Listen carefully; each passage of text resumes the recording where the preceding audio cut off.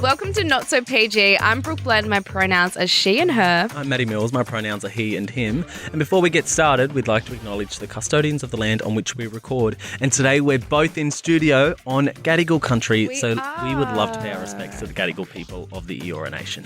Bloody hell, I love when we're in studio. It's just such a better vibe. I need to move to Sydney. Fuck it. You know what? I'm done. I love it for the listeners. Yeah. Make it a completely different show. I hope you guys love it because we love being in studio.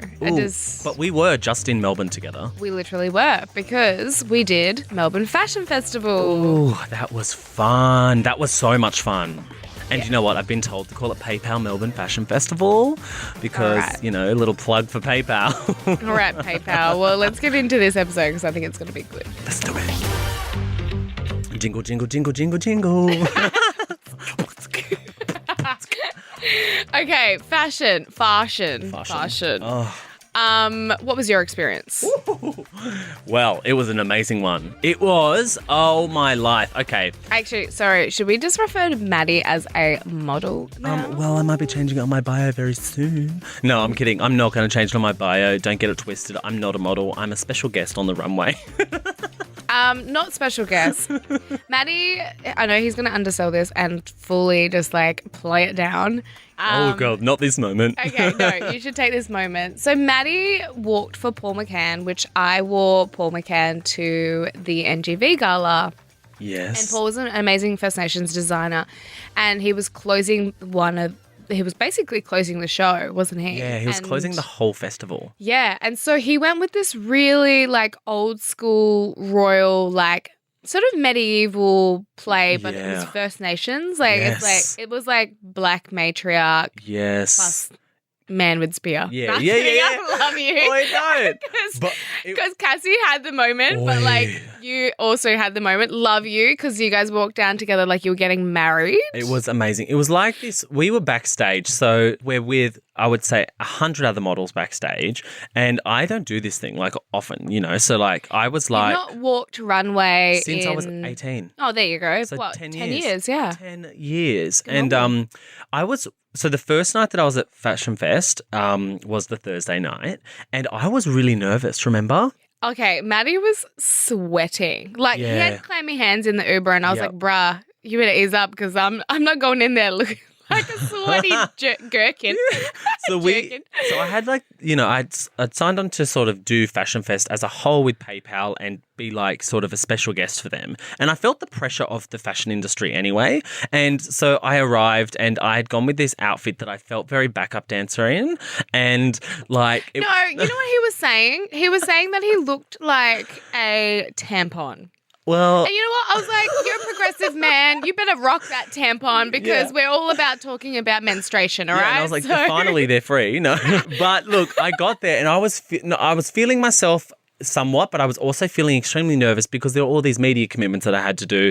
It was like photos, videos, interviews. It was the red carpet. It was like, I wasn't feeling as confident as I would if I was at like a film premiere because that's my world. And fashion for me is judgy. Like as soon as I walked in, people were just staring. And I know that they're just looking at the outfit, but... That's the part we talk about because we're like, we got there and it was like in and then sort of like, oh my God, it's so much. And you feel like a bit of a pawn. Like you kind of... Yeah, or like a robot. Shoved into all these cameras. And like there's people that really thrive in that, like love that. And I feel like because they're probably been styled or they're like fashion designers, so this is their moment to like... show off their work and show off their style. Yeah. But we styled ourselves. Yes. Like, you know, I was wearing Mimco, wearing something, and I styled my sort of outfit to fit these pieces. So I felt very confident. You looked beautiful. You really did. Like Matty was saying I look like Noongar Barbie. Yeah, Noongar Barbie. We need it, you know, that's a I mean, that, you know, my little private Instagram is Little Brown Yoga. So maybe I'll change it to... Well, you can't tell people your Finsta. Oh, yeah, whoopsie. Oh, my God. No, but, like, it doesn't exist anymore. Okay, great. Yeah, it doesn't exist. Okay. No, I've got, like, 3 accounts. I've got Cobra's account. Mm-hmm. my Finsta, actual Finsta, and then Little Brown Yoga, which is actually just my personal, like, I post my family and stuff up. Oh, I didn't even follow that. Bless. I know. Not even a good friend. No. But anyway, we get there. We do all the media commitments. We're the last people to arrive. Like, we arrived, like, just before the show was about to start. So we were sort of rushed through. And then we're on the runway, and I thought it was just going to be a simple sit in the front row and watch the show. No, they want to do full photo shoot in the middle of the runway in front of hundreds of people. I was feeling really stressed by that moment. I was like, okay, can I just sit the fuck down? Like, I want to watch the show. I want to sit here. And they did have us crammed in so tight as well. Yes. Like, yeah. But what an experience. Oh, yeah. You closed the show so amazingly. Like, it was Well, okay, what was when I first walked out, tell me everything, because I want to know your honest opinion, because we didn't get a chance to catch up after the show. But I was like, in my head, I was like, go for staunch. And I feel like Cassie had this beautiful like contrast to that, where it was like staunch but pretty, and I was just like staunch, you know? That's how I felt. No, you had a soft face. I did? Yeah, you did. Okay. I think there was just something in the eye that was like, I'm going to kill you. Yes. Because I think because you were holding a traditional spear, you like really went with it, which I think I love that, because that's, you know, it's like, we're like here, you know, and it was graceful. The whole show that Paul McCann, you know, and also I didn't really get to see his pieces. Like I felt like it was so rushed compared to like all the others. Yeah, it felt like no offense to them, but no, I agree with you. Paul was so rushed. Yep, I agree with you. His collection came out in like groups.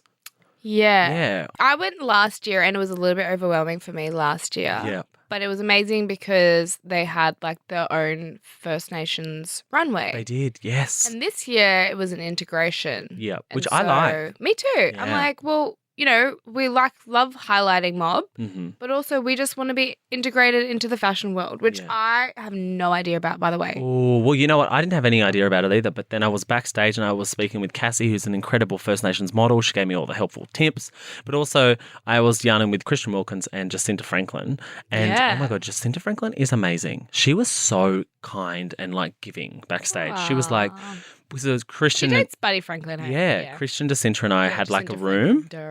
And we were like, Jacinta Franklin. What was her real Jacinta what Campbell. was her maiden name? Campbell, that's it. Yeah. And so, look, I had an incredible time, but it was emotional. We got off stage and Cassie and I were crying backstage because we felt the gravitas of the moment. Like, we felt it. And also, in the last runway, Cassie took off her shoes. She was like, I need to take these shoes off. Like, and so I just like basically helped her, and she walked barefoot. It was powerful. You couldn't see it. You couldn't see her feet, but she like the shoes obviously were making her feet really sore, and she just couldn't have it, and she was emotional. But oh my God, I will never forget that moment. I don't know if I'll do another runway. It's too much pressure. That's what I mean. Like, I want to dive into that world, but I find it really difficult to connect because I feel like it's just so surface level. Sorry, and I'm generalizing. I know there's like really awesome people that like, I just find like the conversations that I'm having are very surface level, and I don't feel like anyone's like looking at you into your eyes and having a conversation with you. It's like they're scanning the room and like looking elsewhere. Well, you know what? I wore those big glasses so I didn't have to look anyone in the eyes. Oh my God, yes. Those big sunnies were my protection. I'm like, I just didn't want to look at anyone. They were very, very diva-like. Yeah. But I love it. Remember when we spoke about wearing sunnies inside? Yes, yeah. And you were like, you were for it. I was totally against it. But you know what? I was for it because you were like, this is my shield. And I was like, okay, Matty. It's very Khloe Kardashian. You were so freaked out. You just saw him. Anyways, our video is literally gone viral. It has. Oh my God. Our hot video. You could be the cash. You could be the rubber band. Dum-ba-dum-ba-dum. I'll be the match. How do you not know that I don't know the lyrics, but let's talk about your weekend. You came straight from Fashion Fest and went straight to the Opera House. I mean, iconic as fuck. Yeah, oh my God, I have to tell you a story about the Opera House. Okay. So it was such a full circle moment being here in Sydney and, you know, being at the All About Women event, which is awesome. And it was great. I loved it. It was just so fast. But I was having actually like a bit of a full circle moment, because the last time I was at the Sydney Opera House, I actually got broken up with. Oh. And so like being on the step again, like where I got broken up with basically. Oh no. And being there in an all about women event, being about to speak on a panel in front of hundreds of people. I was like, bitch, you made it. Ooh, I was like, bitch, where is this guy now? Like, you know what I mean? And so did he take you there to break up with you? I was new to Sydney and he was living in Perth and he came over to Sydney to suss it out whether he would move. And I didn't really want him to move if it was my thing, you know, like I needed to branch out in this time. Yep. And we were talking and then we just just both realized we're like, shit, like we can't do this. Oh my God. And so he voiced it first. Like I was thinking it and then he voiced it and he was like, yeah, look, I can't do this, Brooke. Wow. And I was like, okay. Oh, okay. Yeah. So I mean, it was good. Like we went back home and like we spoke about it more, but that was the moment I was like. On the steps of the Opera House. The steps of the Opera House. Wow. And you know what? I got a photo on those steps. Me, just look at me now. So that was full circle moment, but the panel was amazing. I went to 3 discussions. So my one was finding love in a hopeless place. Lol. Okay. Hilarious because obviously so much reality TV and so much discussion around Batch and Bachelorette and like unpacking those moments about why do we watch reality TV and like why do we love it so much? Like, are we there to really, like, do we really vouch for them to find true, genuine love or do we just watch it for escapism? You know what I mean? Yeah. And I'm one of those people that obviously only ever applied the show. I can only be genuine to myself. Yeah. And I really believe that I could find love, obviously, on those shows. And after the third one, obviously, I realized I'm trying. Like, I'm just a fucking sucker for punishment. I'm like, okay, I'm not doing that again. Yeah. But we spoke about it and the complexities to it and, like, why we love the dysfunction of those relationships, like maths and, like, Love Island, etc. Yeah. And it is a bit of escapism, but I think there is part of us that's, like, some of those shows give us like a fairy tale moment that we've always dreamt of because we were taught that like through kids shows and like Disney and etc. But love and relationships have changed. Yeah. So we spoke about that and then I watched Milo moderate a panel which was amazing with Ness, Clem Ford. Then I watched Black Matriarchs, which was about matriarchs and movements, which was with Tila Reid and Arnie Jackie Huggins and Marlene. And it was amazing. It was just a really awesome event with so much amazing women and also some transgender people who were part of that discussion, those discussions as well. Yeah. So I had a big week, big week. It's in and out for me. Sydney's like a one-night stand. Oh, you said it once here before. I know. Yep. Now it's time to go back to the good D. No, I'm kidding. Yeah, I'm going to get that. Oh, well, yeah, we did meet are we going to talk about it? No. We can, We can, yeah. I guess. So, just like briefly, because... Okay. We'll talk about him later. We'll come back to it. Okay. All right. Trigger warning. So we're just going to talk about mental health and suicide.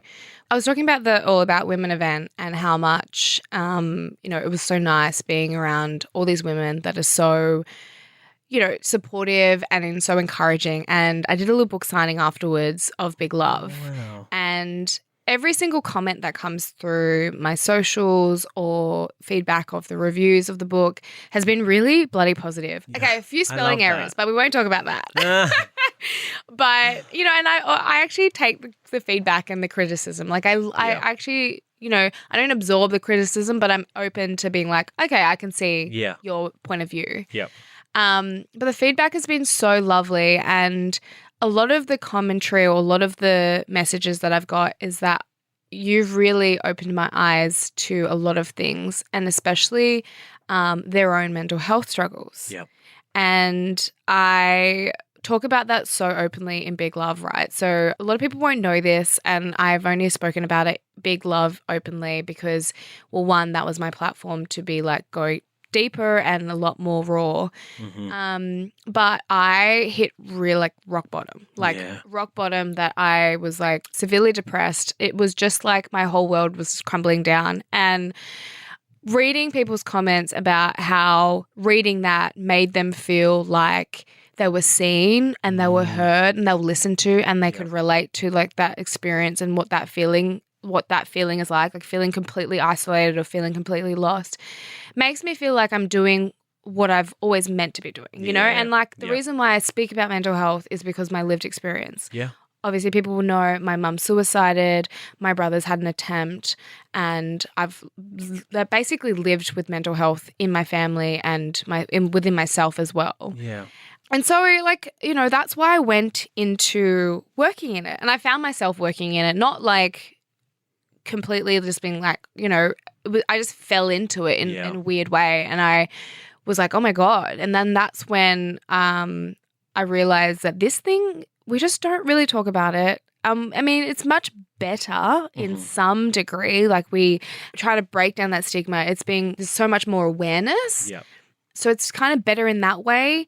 But the resources that we have, I don't think a lot of people know a lot about the resources available to them. Mm-hmm. Now, I worked at Headspace for 2 years. Yeah. And I remember telling you this, right? Yeah. So I talk about this and like how I sort of applied for this job, and like that was the moment where I also like found a lot of power in my story, and talking about it, like seeing people being like, oh yeah, like I felt that, made me feel like, okay, like I can do this, like I can do it.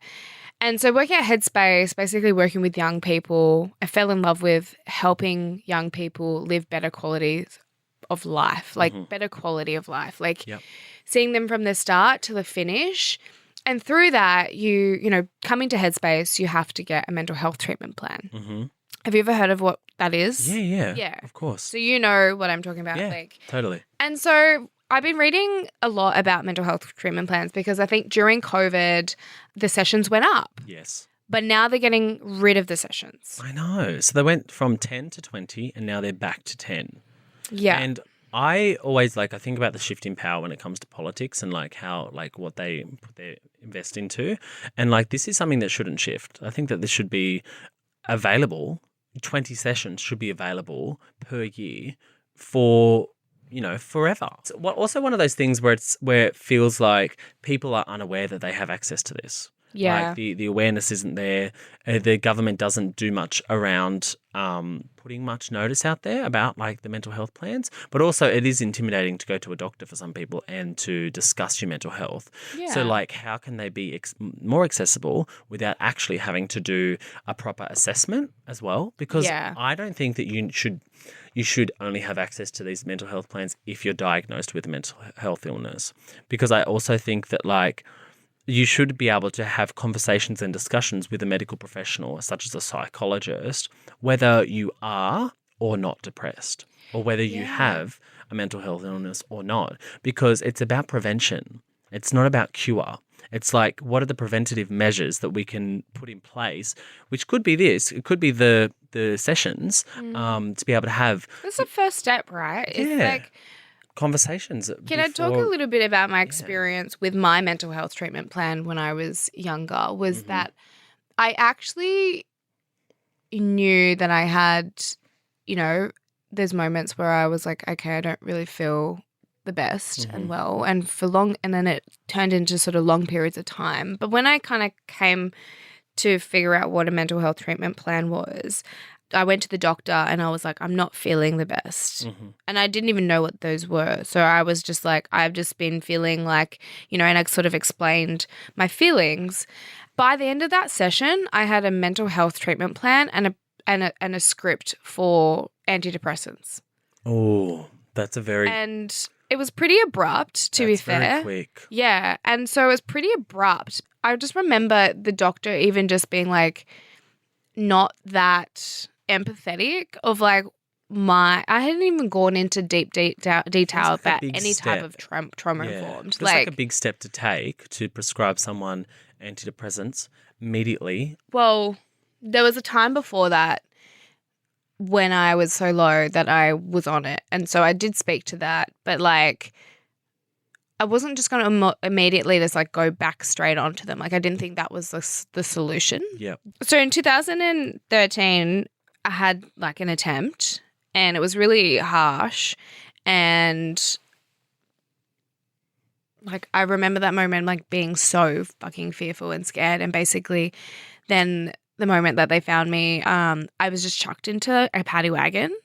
like no regard, like no concern. I was just chucked in the back of a police paddy wagon and just taken to the hospital. And so I was admitted into hospital and I was there for like a long period of time, and I was immediately put on antidepressants, like immediately. And like it's probably more of the lower dose of like antidepressants, and I don't know how many milligrams. I cannot even remember. And the time in a hospital was the toughest time I've ever had in my life. And being there, I just remember like never wanting to leave my room, and I feel like that was just, I was like, I've hit rock bottom. Like I'm not going to get up from here. Yeah. And I was just so lucky that there was like so much support around me. And the support's huge when you're a young person, right? And you're experiencing mental health problems. Like having that support is just like it could honestly save someone's life, and it saved mine. Yep. And I talk about this so much to Big Love because there was just so much love around me. But just the way that the system really treated, in my experience, you know, and in that time I just didn't really feel like antidepressants was the solution. And I knew that even though I was struggling and I had no capacity to think about any type of solution, right? It was a very foggy time of my life. Yeah. I mean, that's how I would describe being on medication. Foggy as shit for the first couple of weeks. And then I was like, I don't want to be reliant on these and I understand that some people really needed it, but I just needed support and love and care and country and mob, you know? So that's what I, seeked and went out. And like, luckily that for me was my solution, like my way of dealing with what I was dealing with. Yeah. And my whole world was crumbling at that time. And that was also what contributed to feeling isolated, was like not having people around me, like obviously. So the next experience that I had was a couple of years later, and I went to the doctor and I was like, I'm not feeling well. And then I, told them the medication. So they bang, like straight back on. And like, obviously, like this was a sort of specialist doctor, but like there was just no empathy, like without. And what I'm trying to explain is like antidepressants aren't the solution. Antidepressants aren't the solution. Yeah, sorry. mental health plans are great, but an antidepressant or a prescription isn't always the solution. It could be the first step. Yeah. Right. Yeah. But my first step was like 4 steps. Yeah. Well, I think, which is so different to anyone's experience. And I'm sorry that was a bit of a long way of saying it, but basically what I'm trying to say, that the mental health treatment plan for me got me my 10 sessions. Yep. And then for it to be 20, which I know now working in Headspace, that would be so beneficial because I've seen young people come into, services and need a little bit more care, but haven't been able to access that and haven't had the resources to access that or the awareness to. Yeah. And so cutting it back down to 10 could also really be detrimental to someone's life. 100%. I also feel that there's a massive challenge in finding the perfect or a good psychologist who suits you. You know, like if you only have 10 sessions, you might take 3 or 4 of those sessions to find a good psychologist. It doesn't happen on the first one. It might not happen on the second one. It can take a little while to find someone who actually can empathize with you, doesn't need to have shared experiences, but suits your needs. Like I know like that trauma informed or knows or, much First more. Nations culture. It's like it's one of those things where it does take a bit of trial and error, and a lot of the time I think with these, one of the issues with these mental health care plans is that you are supposed to use all of those sessions with the same psychologist, which is ridiculous. Like you sign on with a psychologist. One psychologist and you stay with that. And you have to stay with them. Yeah. What if that psychologist isn't the one for you? And, what if you have to change? Does that mean that then you need to fork out your own money because you've changed psychologists? That's a ridiculous challenge that like many people would face. 100%. I mean, I've been through so many different psychologists, and I think a lot of people who have a mental health or who experience mental health, will go through a few before finding the perfect one. And it's not always the perfect one or the best fit, but it's one that you feel like, okay, like I can sit in this and access this. Do you know what I mean? Yeah. Like even at uni, I used to access the uni psychologists. Yeah. And they weren't like the right fit. The lady who was amazing, she was First Nations, but sometimes you might want to disconnect from sometimes. Sometimes. Do you know what I mean? One of my concerns is that blackfellas talk, and I'm like, So if I was like to find a blackfellow psychologist, I definitely would. I don't know. Like I just have this weird feeling that like she's going to know my mob and know all the information and blah blah blah blah blah. But No, it's probably not there's the signed to case. confidentiality. I know. But that's a big fear as well. Yeah, I get it. But yeah, I think that don't take away the extra 10 sessions because people aren't using them. What you should do is invest your time in awareness and creating promotional tools that inspire people to use them. Don't, promote them as, oh, you've got a problem, let's try and fix it. Promote it as a really good resource where you can enhance your quality of life, your lifestyle by just getting things off your chest. Yeah. Like there has to be a shift in the awareness of it and the campaigning behind it. There shouldn't be a decrease in funding because you think that people don't want to use them. We have a mental health crisis in this country. We really do. You have to shift your focus. It's not about that people don't need them because people do need them. It's about how do we inspire people to use them. Yeah, and we know that we know also like a lot of mob don't even have resources like accessible to them. Yeah. And we know that First Nations and also LGBTQI youth are the leading numbers in suicide rates. It's so, and how do they know that these are available to them? And then they find them, but then they're also then winded back. Like I feel like we should be over-resourcing rather than under-resourcing. Yeah. Yeah. Absolutely. Everyone's experience is so unique to them and there's not one solution. Yeah. But you know what's interesting is years ago, someone asked me the question, they wanted me to be a part of a campaign and they asked me, do you have mental health struggles? Do you struggle with your mental health? And I really thought that I didn't. My initial reaction was, I don't think I'm suited for that campaign because I don't struggle with my mental health. Things changed.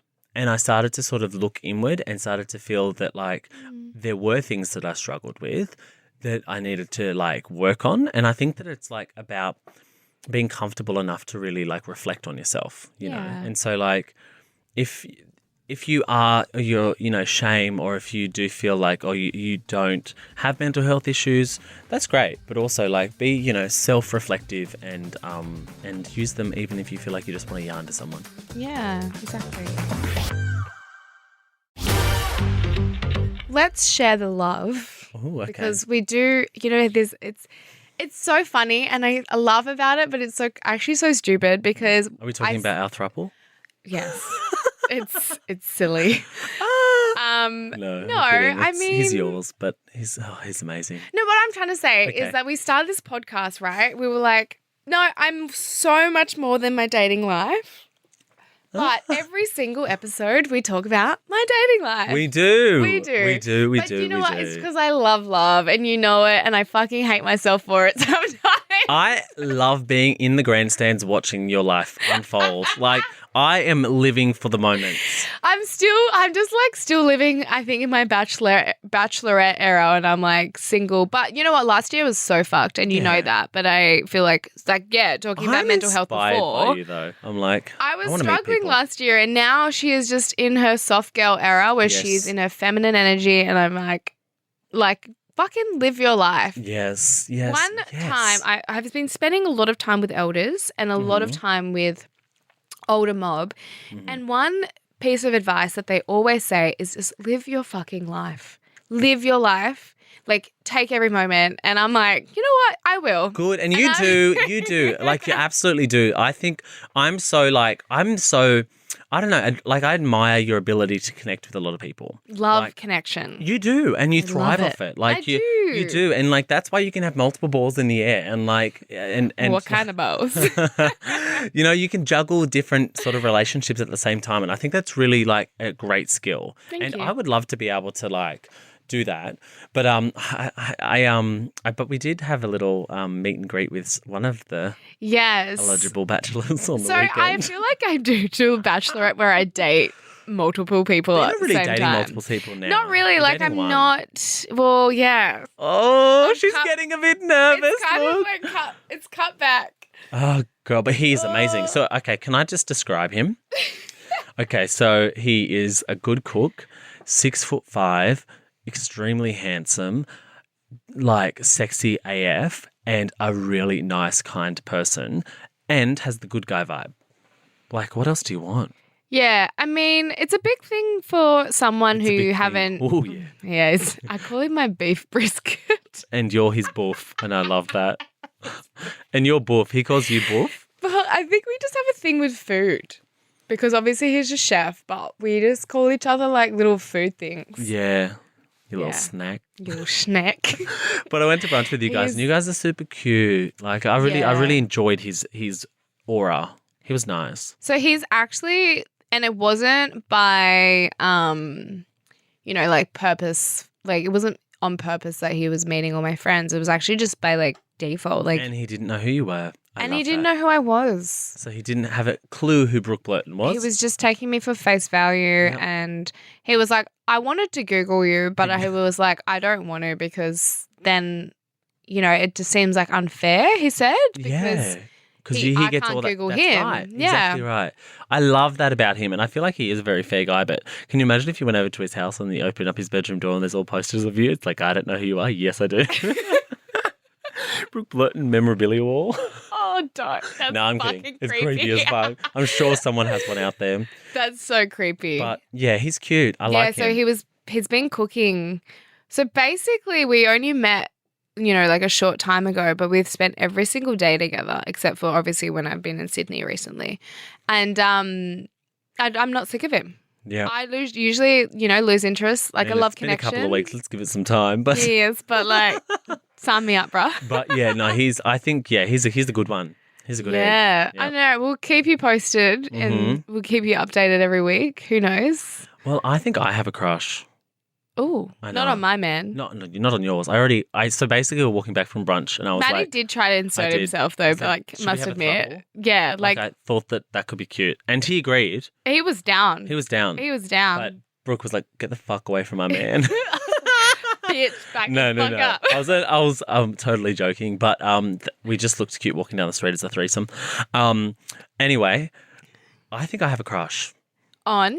I can't say his name. Okay. I'm not going to say his name, but basically. Why do I go he? Like you're gay. Yeah, it's a boy.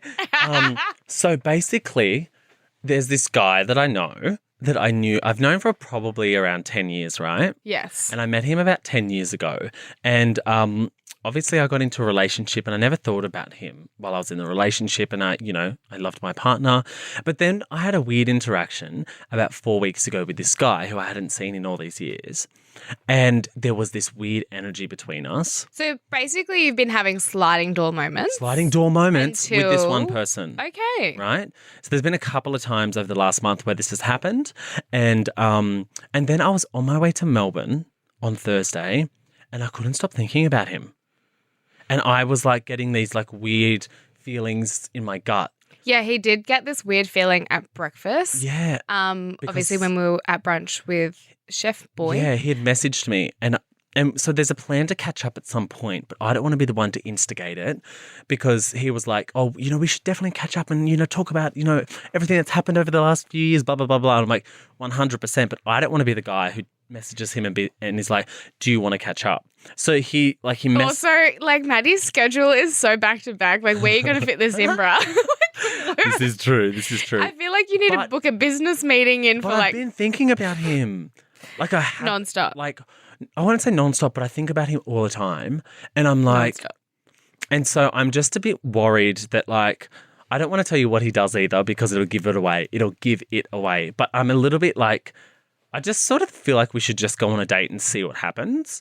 But I don't want to call it a date. So like, we were supposed to be at the same event together like a couple of weeks ago. And he pulled out for a reason. He wasn't my date or anything, but he was supposed to be there. And I thought, okay, we'll just see how that night goes. Yeah. And then we didn't end up catching up that night. And then it's been like a couple of weeks since then. And we've been messaging a little bit just online. But I don't know. I have a feeling about this guy. And if he does listen to the podcast, I'm totally embarrassed right now because he's gonna guess it's him. But I think they're really we'd love that. Do you think I need to shoot my shot? I think you need to shoot your shot. And I think also like I have an experience with that because I had met someone when I was sort of 18 around that time. And then we had seen each other like 6 years later. Yep. And in that time we did sort of those sliding door moments. So I'd always tried to like catch up, but it just never worked out. Then I got in a relationship, they got in a relationship. Yes. And then 6 years later we got together. Okay. And we were together for like 15 months. Okay. And it was beautiful. It was the most beautiful relationship. Yep. So you never know what could happen. I reckon you should just shoot your shot. And I think, well, look, listen to me. I fall in love so fucking quickly. And he was in a relationship while I was so hard. Well, he was in a So relationship deep. basically the whole time I was in a relationship as well. So we both just got out of our relationships. Oh, then we just go for It it. sort of feels like a... I mean, I did dare you last week to go on a fucking date and you didn't. No, but I... But I guess like our little brunch date might count. No, I didn't go on a date, but I did meet someone. Like you had casual sex. Okay, we'll leave it at that. Don't out me to the world. But I did have... Casual sex is fine. Well, I mean, the Pullman put me up in a beautiful suite, so I was like, okay, why not? Exactly. Well, where did you meet this lover at the Pullman? Okay. You pulled a man out the Pullman. I pulled the man. How do we meet? Online. Grindr? Yes. G-Grindr? And you know what? This is the first time I've been like On to apps. on apps. Matty's joined apps. I have. I've joined the fucking apps. love apps. But also, this is the first time I've been in Melbourne single, and it was a completely different city for me. Let me tell you, I feel might like even move when you're in there. a new city, you're just like, I'm just going to live it. Yeah. Like, live in the moment. So I had a great time. I Okay, mean, keep us yeah. updated for next week. But I can't Yes. fucking talk because I'm like, go But he for wasn't it. even from Melbourne. He was from New York. Did he have a New York? He was from New York and he was leaving to go back to New York. So I was like, this is the perfect. Yeah. Commitment issues. No, I love that But for you. okay, so should I shoot my shot? Shoot your shot. Okay. Come back with another date story because I'm flogging you in those. Yes, you are. No, I feel like this is me done. Oh, please. See you in 2 weeks, babe. I'm like, I've got football guy. Yeah, no. We don't name them. We don't name them. No, But I do like this one, so if you want to keep him around for a while, I'll be happy. Yes. Speaking of apps, haven't people been sliding into your LinkedIn DMs? Yeah, so on the way That's here. a bit odd. I know, right? Yeah, like that's I don't know. I go to a few conferences. I go to like a few business things, and then I meet people, and they're like, and then after the event, like they'll LinkedIn. Yeah, okay. Connect. Yep. Like, let's connect. Yeah.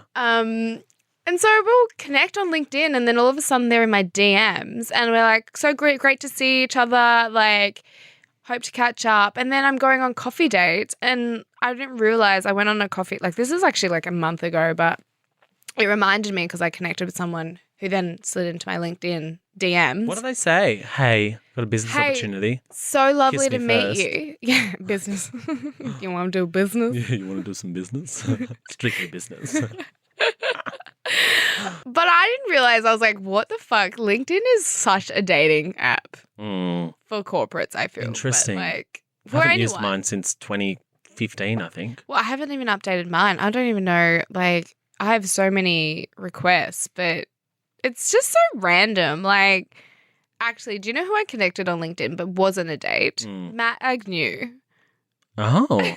And now we're friends, and I was living in his house. Like, it was so random. He's quite beautiful, isn't he? He is beautiful. Yeah. But yeah, we met through LinkedIn, but Yeah. like that's probably the only guy that has not slid into my DMs on LinkedIn. Okay. Anyway, I have to go and have a meeting with a PT because this body is about to do a 12-week transformation. Anyways, team, Anyway. enough of Brooke's love life, and Matty's going to go shoot boring his shot. love life. That's all we have time for today. Thank you so much for listening to Not So PG. If you love us, leave a 5-star rating and a little review. And if you want to tell us something, follow us on socials and slide into the DMs. My handle is @itsmattymills.